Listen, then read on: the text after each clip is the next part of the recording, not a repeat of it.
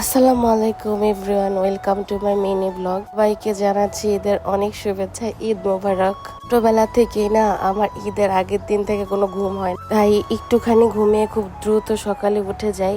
তারপরে ব্রাশ করে ফেলি, তারপরে রুষাকে গোসল করাই। রাত রাতেই আমি অনেক ডেজার্ট রান্না করে ফেলি। তো কিছু কিছু ডেজার্ট সকালে রান্না করা হয়, তা আমি যেগুলো রান্না করে ফেলেছি ওগুলো আপনাদের সাথে একটু শেয়ার করলাম। পুডিং রান্না করেছিলাম, সেমাই রান্না করেছিলাম, ফিরনি রান্না করেছিলাম, আর অনেক কিছু রান্না করেছিলাম। এগুলোই সবাইকে নিয়ে খাচ্ছিলাম। সকালে নাস্তাটা শেষ করে চলে গেলাম ঈদের ড্রেস পরার জন্য। তো আমি একটা রেড কালার ড্রেস পরে নিলাম, তো রেডি হচ্ছিলাম। তারপরে রুষার সাথে একটু ভিডিও করলাম। তারপরে আম্মুর কাছে এসে দেখি আম্মু কিচেনে রান্না করছিল, রোস্ট রান্না করছিল। মুরগির রোস্টটা খেতে এত মজা হয়েছিল। আমি অনেকগুলো পোলাও খেয়েছিলাম ওদিন। আমি কিন্তু এত পোলাও পছন্দ করি না। তারপরে সন্ধ্যায় রুষা অনেক বায়না করে যে একটু ঘোরাতে নিয়ে যাওয়ার জন্য। আমরা সিএনজি স্ট্যান্ড আসি রুষাকে মোমো খাওয়ানোর জন্য, আমার কাজিনরাও আসে। ঈদের পরের দিন চলে যায় নানু বাড়িতে। আমরা সবসময় ঈদ করি নানু বাড়িতে, মানে ঈদের পরের দিন নানু বাড়িতে চলে যাই। তা আম্মু বাসা থেকে রান্না করে নিয়ে আসছিল, আর গরুর মাংসটা খুব মজা হয়েছিল।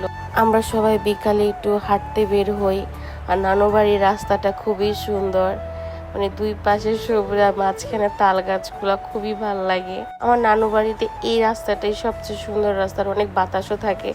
আম্মুদের এক রিলেটিভসের বাসায় এসে নাস্তা করি, এখানে সবাই মিলে অনেক গল্প করছিলাম, ভালোই লাগছিল। যে তৃতীয় দিন আমাদের নানু বাড়িতে খিচুড়ি রান্না করেছিল, আর ওদিন ছিল আমার এক মামার বাসায় আমাদের পিকনিকের দাওয়াত।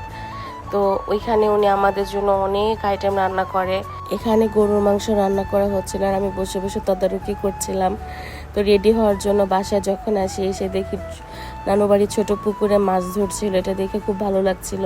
হাতে বেশি সময়ও ছিল না, খুব দ্রুত রেডি হয়ে যাই। তো পরিবারের সবাইকে নিয়ে যাচ্ছিলাম মামার বাসায়। আর মামার বাসাটা বেশি দূরে না, খুব কাছেই ছিল। তারপর মামার বাসায় চলে আসি। মামার বাসাটা আসলে অনেক সুন্দর, একদম একটা রিসোর্টের মতো।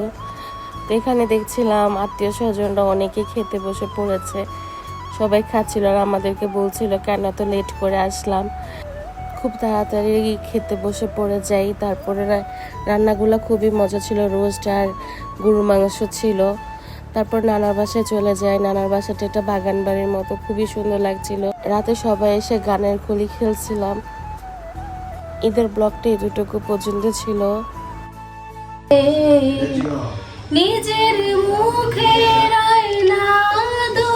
লাগছে অসহায়, তুমি অন্য কারো ছন্দে বেঁধো গান,